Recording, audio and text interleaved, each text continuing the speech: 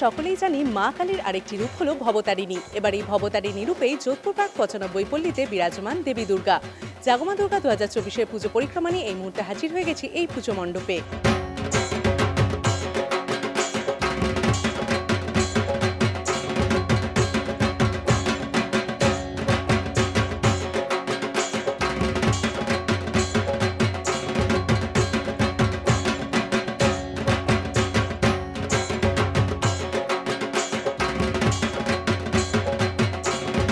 ও যেটা ভেবেছিল শিল্পী, আমি পুজোর আগে আমার বলেছিল আমি একটা চিন্তা ভাবনা করছি, যেটা হচ্ছে যে আমরা ভবতারিণীটাকে মা, আমরা সবাই জানি ভবতারিণী বলতে কালী মাকে বোঝায়, কিন্তু এখানে আমরা দুর্গা মাকে এনেছি, কারণ মায়ের আরেকটা রূপ তো এই জন্য আমরা করেছি।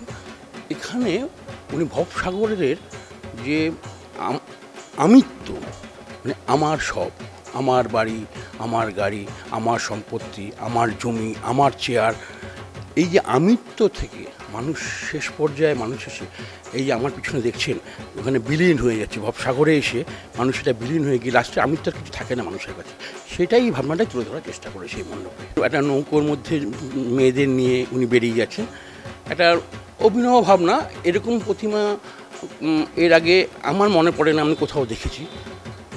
একটা ও চেষ্টা করেছে, আমাদের দৃঢ় বিশ্বাস যে মানুষ, দর্শক এবছর 95 পল্লীতে এসে যে প্রতিমা দর্শন করবে, যে মণ্ডপ দর্শন করবে, তারা হতাশ হবেন না।